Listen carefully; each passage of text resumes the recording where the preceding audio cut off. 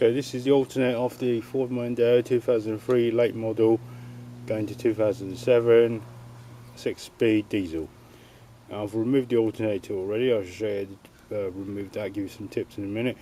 But if you wanted to change the brushes on it because your alternator was failing, this one I've checked is not. It's just where my fingertip is. There's one of the brushes, and they're made of not copper, which is good. It means they're quite tough. There's a central spline. You've got to check that for any wear and tear. This one looks okay.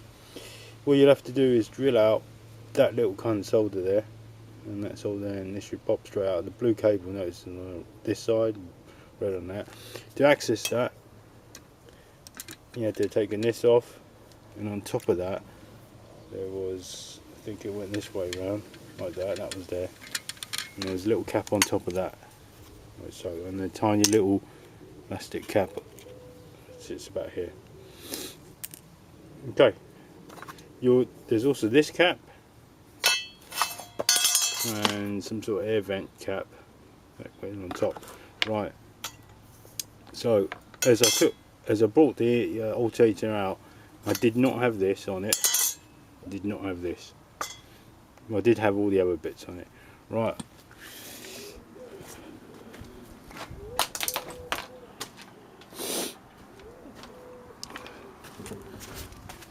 the alternator comes out the right hand side engine compartment.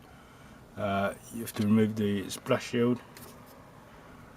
What you got to do is take off the steering tracking rod and this cross member stabilizer. Move that to one side. In there, the alternator sat here, and it was these two. I think it was this way up. Where the pulley is, like that. I think it was like that.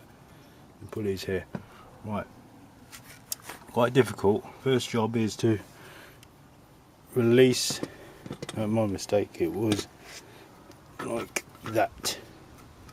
This is the way up. There's the up from the car. There's the top bolt. It refers to top bolt up there. You can't see it though. Way up there. And the bottom two obvious is sticking right down the bottom. First, you're going to take up the top bolt from here. On the top of the engine, you can remove it from the top. And then you need to, the difficult bit is to get a tool up in there to where the belt, auxiliary belt tensioner is. Okay, it's hard to show you.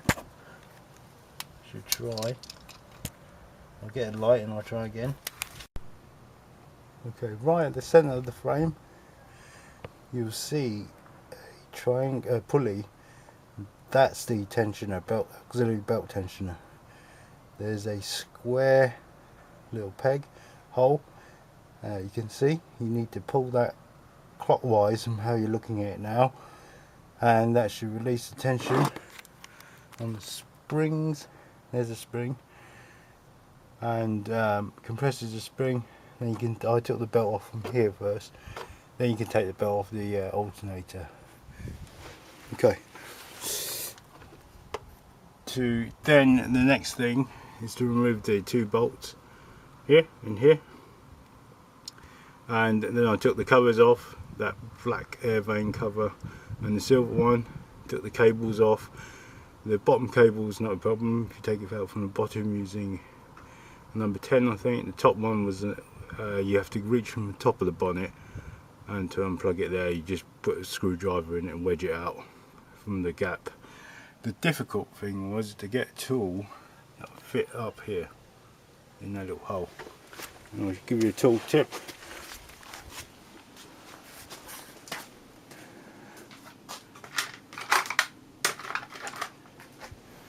I made this. Okay. It should fit. The hole should fit a 1/2 inch socket, but you'll never get a 1/2 inch socket or wrench up there, because that's about all about the space you can get. So to make that, I built it out of a bolt, a round bolt, and I screwed a nut onto it and insert it in. presto. So all I did was just filed. I'll show you. Here it is. So 10mm times 65mm bolts. I got the, and it comes with nuts as well. I bought these from, it's either Tool Station, which is a very cheap shop, and really nice bits and pieces in there really cheaply, or I bought it from Screwfix. I can't remember, one of the two. So I've shaped that. That's the top of that.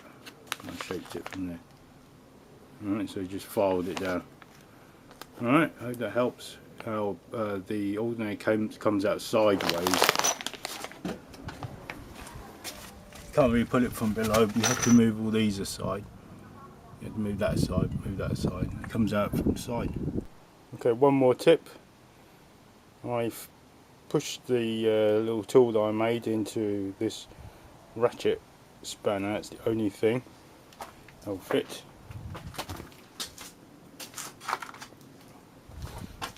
So that went in there like so, like so. Of course it was sticking out, going in there like so. And got a cheater bar. I had to tape it on because I didn't have a long bar to fit into my that fit this spanner ending at the end here.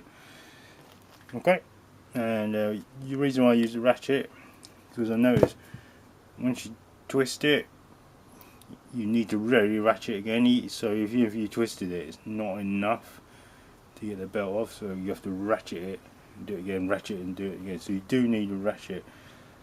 So I do recommend one of these ratchet spanners. You turn it one way or the other. It's got no lever on it, not the one with the lever. It's just one way or the other. And I bought this from Machine Mart. They're very good companies. Okay, we go what I said about the tool. You could do it with a tool, which is hard way. I've just discovered this. This spring unit is connected to the alternator. Goes here, pushes it in, keeps it all in check. But if you was to undo these two nuts, pop the alternator forward, this would naturally come forward and release the spring tension. So probably the easiest way to do that. The alternator will end up about here somewhere, so you may still have to undo this. So push this far back, alternator pops far backwards as possible to release tension. Right, please put a note there in your comments, or if you want to like and subscribe.